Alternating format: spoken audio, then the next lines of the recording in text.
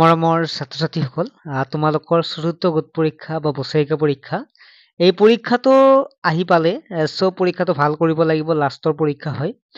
সেইবাবে তোমালোকক কিছু উপকৃত কৰিবৰ কাৰণে মই এখন কুৱেশ্যন পেপাৰ লৈ আহিছো। ইয়াৰ পৰা কমন পৰিব, চিন্তাই কৰিব নালাগে। আগে পিছে তেনেকুৱাকে আগৰ কুৱেশ্যন পেপাৰ বিলাক কমন পৰে, বহুত ছাত্ৰ-ছাত্ৰীয়ে কয়। ছাত্ৰ-ছাত্ৰীসকল, মই আগতেও এনেকুৱা ভিডিঅ' দি দিছো তোমালোকক। ছচিয়েল সায়েন্সৰ এখন আলোচনা কৰিম, এইফালে মেথছৰ দি দিছো, এইফালে কুৱেশ্যন পেপাৰ দি দিছো, সায়েন্সৰ দিছো। তেনেকুৱাকে যদি তোমালোকে PDF হিচাপে পাব পৰা বা ভিডিঅ' বিচাৰি পোৱা নাই, তেতিয়াহ'লে তোমালোকে হোৱাটছএপত SMS কৰি তোমালোকে PDF কেইটা ল'ব পাৰিবা। ঠিক আছে, তোমালোকে পঢ়িবৰ কাৰণে সুবিধা হ'ব PDFত।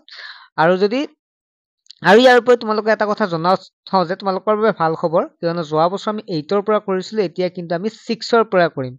ঠিক আছে, SR এডুকেশ্যন, ঘৰতে অধ্যয়ন, অনলাইন টিউচন, সময় আৰু কষ্ট ৰাহি কৰক, অনলাইন শিক্ষা গ্ৰহণ কৰক। ছাত্ৰ-ছাত্ৰীসকল, ক্লাছ 6ৰ পৰা 10লৈকে অনলাইন টিউচনৰ ব্যৱস্থা, ক'তো যাব নালাগে, মাত্ৰ ঘৰত বহি মাত্ৰ 99 টকাত পঢ়িব পাৰিবা তোমালোকে অনলাইন টিউচন। ছাত্ৰ-ছাত্ৰীসকল, বুজি কেনে এটা ভাল ৰিজাল্ট কৰাটোহে ডাঙৰ কথা। তুমি ক'ত পঢ়িছা সেইটো ডাঙৰ কথা নহয়, তোমালোকে কিমান বুজিব পাৰিছা সেইটোহে ডাঙৰ কথা।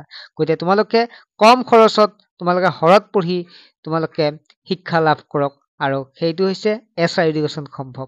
মাত্ৰ 99 টকাতে বিজ্ঞান, গণিত, ইংৰাজী আৰু সমাজ বিজ্ঞান পঢ়িব পাৰিবা। যোগাযোগ 9394628219। জাষ্ট SMS কৰা, ছাৰ মই ক্লাছ, যিহেতু তোমালোকে ক্লাছ 7ৰ পৰা এডমিশ্যন ল'ব পাৰিবা বৰ্তমান 6ত, গতিকে তোমালোকে এটা SMS কৰি ল'ল, ছাৰ মই ক্লাছ 7ৰ কাৰণে অনলাইন টিউচন ল'ব বিচাৰো। লগে লগে তোমালোকক গ্ৰুপত এড কৰা হ'ব, মাত্ৰ 99 টকাত। ঠিক আছে, তোমালোকৰ বাবে ভাল খবৰ, কাৰণ যোৱা বছৰ ক্লাছ 8 আৰু 9হে সুবিধা লাভ কৰিছিল। 9, 10, 8, 9, 10 এইবাৰ কিন্তু তোমালোকৰ সুবিধা পাবা, কাৰণ 6, 7, 8, 9, 10 লৈকে। এতিয়া আহিছো কুৱেশ্যন পেপাৰখনলৈকে। ছাত্ৰ-ছাত্ৰীসকল, সময় থাকে 2 ঘণ্টা যদি তোমালোকৰ মুঠ নম্বৰ 50 হয়। কিছুমানৰ কিন্তু 100 নম্বৰীয়াও হয়, তেতিয়া থাকিব সময় 3 ঘণ্টা। প্ৰথম প্ৰশ্নটো আছে, গাঁও পঞ্চায়তৰ সদস্যৰ সংখ্যা কিমান? নিশ্চয় তোমালোকে পঢ়ি গম পাইছা, 10 জন হ'ব। 6 নম্বৰ প্ৰশ্ন আছে, নদী উপত্যকা কিয় বসতিপূৰ্ণ হয়? তোমালোকে দেখা পাইছা ব্ৰহ্মপুত্ৰ উপত্যকা, বৰাক উপত্যকাত মানে নদী উপত্যকাবিলাকত মানুহৰ সংখ্যাটো বেছি হয়। কিয়নো বেছি হয়? কাৰণটো হৈছে নদী উপত্যকা অঞ্চলত কৃষি খেতি, অৰ্থাৎ কৃষি খেতি বাতিবিলাক ভাল হয়, সেইকাৰণে। নেক্সট হৈছে ক খ গম পালো। গটো কি আছে, অসমত কিমানখন ৰাষ্ট্ৰীয় উদ্যান আছে? তোমালোকে গমে পাইছা, 7খন ৰাষ্ট্ৰীয় উদ্যান আছে। কি কি? কাজিৰঙা, মানস, ডিব্ৰু-চৈখোৱা, নামেৰি, ওৰাঙৰ পৰা আদি কৰি ৰায়মনা, দিহিং পাটকাই, তেনেকুৱা মুঠ 7খন ৰাষ্ট্ৰীয় উদ্যান আছে। চন্দ্ৰগুপ্তই প্ৰতিষ্ঠা কৰা বংশটোৰ নাম কি? মৌৰ্য বংশ। ঠিক আছে, মৌৰ্য বংশ লিখি থৈ আহিবা, কোনেও ভুল নকৰিবা।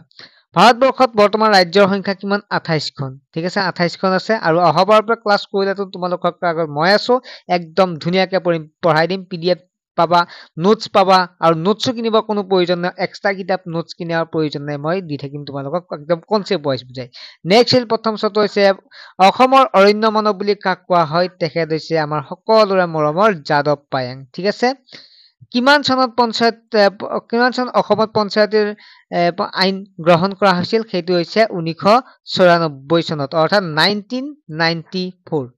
নেক্সট হৈছে দক্ষিণ ভাৰতৰ এখন প্ৰধান নদী, তোমালোকে জানাই, কৃষ্ণা, কাবেৰী, গোদাবৰী। গতিকে গোদাবৰী লিখিলে হৈ যাব প্ৰথম বৰীয়াত যত। নেক্সট হৈছে যত বৰনদী বন্যপ্ৰাণী অভয়াৰণ্য কোন জিলাত আছে? সেইখন আছে ওদালগুৰি জিলাত আছে। ঠিক আছে, নেক্সট 9 নম্বৰ, পৃথিৱীৰ আটাইতকৈ উচ্চ মালভূমিখনৰ নাম কি? সেইটো হৈছে পামি। এতিয়া মালভূমি মানে জানাই নহয় তোমালোকে, পাহাৰৰ ওপৰত যিবিলাক সমান ঠাই থাকে সেইবিলাকক মালভূমি বুলি কোৱা হয়। 2 নম্বৰ প্ৰশ্নটো হৈছে শুদ্ধ উত্তৰটো বাছি উলিওৱা, যিটো শুদ্ধ সেইটো লিখিলেই হ'ল। প্ৰশ্ন তোমালোকে পৰীক্ষাত নিলিখা, আগে পিছেও লিখা নাই, পৰীক্ষাত প্ৰশ্ন লিখিব নালাগে। কত আছে জিলা পৰিষদৰ কাৰ্যালয় কিমান? জিলা পৰিষদৰ কাৰ্যালয় হৈছে 5 বছৰ, কাৰণ 5 বছৰৰ পিছত ইলেকশ্যন হয়, হয় নহয়? নেক্সট, কৌটিল্যৰ আন এটা নাম হ'ল, ইয়াৰ তেখেত হৈছে চাণক্য। ঠিক আছে, চাণক্য হ'ব যিটো মাজত থকাটো। হা, গংগা নদীৰ উচ্চ হিমাবাহটোৰ নাম কি? সেইটো কোৱা গংগোত্ৰী বুলি কোৱা হয়। কি বুলি কোৱা হয়? গংগোত্ৰী। উদ্ভিদে এৰি দিয়া গেছবিধৰ নাম কোনে নাজানে? হয় নহয়? উদ্ভিদে কাৰ্বন ডাই অক্সাইড এৰি দিয়ে, হয় নহয়? মানুহে কোনটো গ্ৰহণ কৰে? অক্সিজেন। গতিকে উদ্ভিদে এৰি দিয়া গেছৰ নাম হৈছে কাৰ্বন ডাই অক্সাইড। হিমবাহ থকা স্থান কি হৈছে? পৰ্বতত হিমবাহ থাকে। হিমবাহ মানে কি? বৰফ বিলাক যেতিয়া তলৰ ফালে লাহে লাহে গতি কৰি থাকে, সেইবিলাক হৈছে হিমবাহ, গ্লেছিয়াৰ ইংলিছত, হয় নহয়? নেক্সট 3 নম্বৰ প্ৰশ্নটো হৈছে, BTC কেইখন জিলা আছে? বৰ্তমান কিন্তু 5খন জিলা আছে, আগতে 4খন আছিল। হা, আগতে কি আছিল? কোকৰাঝাৰ, ওদালগুৰি, চিৰাং আৰু বাক্সা। এতিয়া তামুলপুৰখন হৈছে BTC জিলা হয়। নেক্সট 6 নম্বৰ হৈছে, কিমান খ্ৰীষ্টপূৰ্বাত অশোকে সিংহাসন বহায়? 273 খ্ৰীষ্টপূৰ্ব। ভাৰতৰ প্ৰতিবেশী ৰাষ্ট্ৰ দ্বীপৰাষ্ট্ৰখন শ্ৰীলংকা। ঠিক আছে, কি লংকা? শ্ৰীলংকা। ভাৰতৰ চাউথ পইণ্টত অসমৰ স্থান কিমান হ'ব? প্ৰথম হ'ব। গতিকে ছাত্ৰ ছাত্ৰীৰ উন্নত কিন্তু তোমালোকৰ বাবে আনিছো। দেশসমূহ সাধাৰণতে খনিজ সম্পদত চৰে। কি হয় কমেন্ট কৰিব কিন্তু একেবাৰে নাপাহৰিবা। নেক্সট 4 নম্বৰ প্ৰশ্নটো আছে পৃথিৱীৰ উপৰিভাগত থকা ভূ-অৱয়বসমূহ কি প্ৰক্ৰিয়াৰ দ্বাৰা গঠিত হৈছে? তোমালোকে এইখিনি মই যিটো হোৱাটছএপত তোমালোকে SMS কৰিবা, নোটছ দি দিম, তাতে মই লিখি দিম। ঠিক আছে, এইকেইটা মই তোমালোকক তাতে দি দিম বাৰু। যিসকলে হোৱাটছএপত SMS কৰি নোটছখিনি ল'ব বিচাৰে। ঠিক আছে, তোমালোকে হোৱাটছএপত SMS কৰিলে তোমাৰ নামটো এটাই ক'বা যে মোৰ ফ'ৰ্থ ইভেলুৱেশ্যনৰ কাৰণে বা ফ'ৰ্থ ইভেলুৱেশ্যন বা বছৰেকীয়া পৰীক্ষাৰ ক্লাছ 6ৰ কুৱেশ্যন পেপাৰ লাগে বুলি ক'লে হ'ব। ইয়াত মই এনচাৰবিলাক চাইডে চাইডে লিখি দিম, তোমালোকে ধুনীয়াকৈ কৰিব পাৰিবা। মই ধুনীয়াকৈ লিখি দিম হা, তোমালোকে বিচাৰিব পাৰিবা PDF হিচাপে হোৱাটছএপ নম্বৰটো যিটো দেখা পাইছা। মানাস ৰাষ্ট্ৰীয় উদ্যান কোন কোন জিলাত অৱস্থিত? পঞ্চায়তে সন্মুখীন হোৱা দুটা সমস্যাৰ নাম লিখা। ভাৰতৰ এখন গৰম আৰু এখন ঠাণ্ডা ঠাইৰ নাম লিখা। অসমত প্ৰস্তাৱিত বন্যপ্ৰাণী অভয়াৰণ্য দুখনৰ নাম লিখা। মেগাষ্টেনিছ কোন আছিল? তেওঁ লিখা পুথিখনৰ নাম কি? গছ-গছনি আমাক কিয় লাগে? 5 নম্বৰ প্ৰশ্নটো হৈছে প্ৰধান ঋতু কেইটা আৰু কি কি? 6 নম্বৰ প্ৰশ্নটো আছে স্থানীয় প্ৰশাসনৰ প্ৰধান গুৰুত্ব তাৎপৰ্য কেইটা কি কি? ভালদৰে চাবা, এনেকুৱা প্ৰশ্ন কিন্তু এইবাৰ পাবা। 7 নম্বৰ হৈছে মৌৰ্য শিল্পকলাৰ নিদৰ্শনসমূহ ক'ত ক'ত দেখিবলৈ পোৱা যায়? 3 নম্বৰ আছে।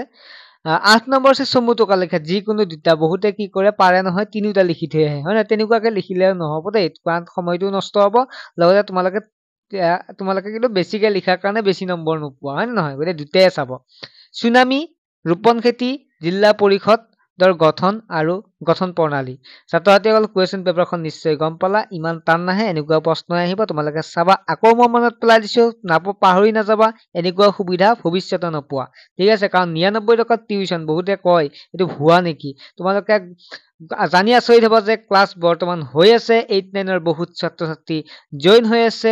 গতিকে তোমালোকে জইন হ'বৰ কাৰণে এতিয়াৰ পৰা যোগাযোগ কৰা, আৰু অতি শীঘ্ৰে আমাৰ যিটো ফেব্ৰুৱাৰী 15 তাৰিখ মানৰ পৰা আমাৰ এডমিশ্যন ষ্টাৰ্ট হৈ যাব, আৰু এডমিশ্যন এতিয়াও ল'ব পাৰিবা, জাষ্ট গ্ৰুপত এড কৰি দিয়া হ'ব। ঠিক আছে, বাই, ভালদৰে পঢ়া শুনা কৰিবা।